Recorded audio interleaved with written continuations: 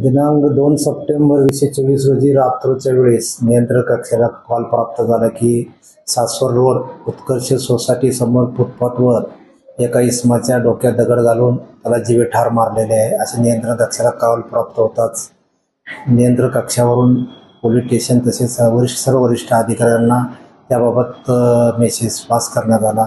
सदरची माहिती आम्हाला प्राप्त होताच सदर घटनास्थळी आम्ही तात्काळ घटनास्थळी हजर झालो। त्या ठिकाणी माननीय पोलीस उपायुक्त झोन 5 सर राजासाहेब, त्याचप्रमाणे गुन्हे शाखेचे DCP श्री पिंगळे साहेब, ACP राख मॅडम व आम्ही सर्व स्टाफसह त्या घटनास्थळी भेट दिली असता एक इसमाचा चेहरा चिन्ह विचिन्न झालेला कोणत्या तरी अज्ञात हत्याराने धारदार हत्याराने मारल्याचे आढळून आल्याने आम्ही त्या मृतकाच्या नातेवाईकाचा तात्काळ शोध घेतला असता सदर मृतकाचा भाऊ विनायक रामचंद्र कुलकर्णी राहणार उत्कर्ष सोसायटी हे ट्रेस झाले। त्यानंतर त्यांना घडल्या प्रकाराबाबत त्यांच्याकडे विचारपूस करता त्यांच्याकडून मिळालेली माहिती अशी की जो मयत आहे तो वासुदेव रामचंद्र कुलकर्णी वय 57 वर्षे, ते HDFC बँकेमध्ये लोन प्रोसेसिंगचं त्यांची कंपनी असून ते रात्र 10:30च्या सुमारास कुटुंबासह जेवण केल्यानंतर नेहमीप्रमाणे रात्रीच्याला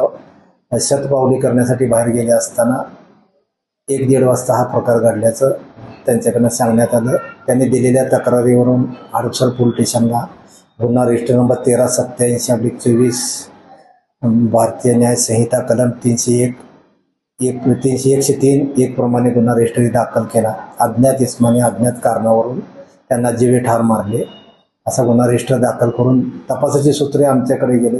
प्रथमतः या गुन्ह्याच्या उघडकीस आणण्याच्या दृष्टिकोनातून मयताच्या नातेवाईकाकडे मित्रांकडे चौकशी करता कुठलाही अँगल गुन्हा उघडकीस येण्याच्या दृष्टीने प्राप्त झाला नाही।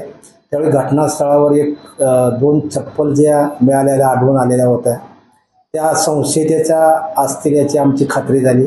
त्यानंतर आमच्याकडे कुठलाही गुन्हा उघडकीचा दुवा नसल्याने आम्ही जवळजवळ 500 मीटरपर्यंतच्या परिसरातील सर्व CCTV फुटेज स्टाफच्या मदतीने शोध घेतला असता एका ठिकाणी 4 संशयित इसम चालत जात असताना आम्हाला मिळून आले आणि ते रिटर्न येताना जोरात पळता येत असताना त्यांच्या एकाच्या पायात चप्पल नसल्याचे आढळून आल्याने आम्ही जातानाचे फुटेज परत चेक केले असता त्यावर जी एका संशयिताच्या पायात चप्पल होती तीच ती घटनास्थळ असल्याची आमची खात्री झाल्याने आरोपिताचे ट्रेस झाले आरोपी। त्यावरून त्यांचा आमच्या बातमीदारामार्फत त्यांचे आयडेंटिफिकेशन केले असता त्यांची नावं समजली। त्यानंतर वेताळ बाबा परिसरात त्यांचा स्टाफच्या मदतीने शोध घेऊन त्यांना तात्काळ अटक करण्यात आलेली आहे। त्यातला आरोपी मयूर भोसले हा राहणार मूळचा फलटणचा असून तो इथे मामाकडे जवळजवळ 6 महिन्यापासून इथं राहतो।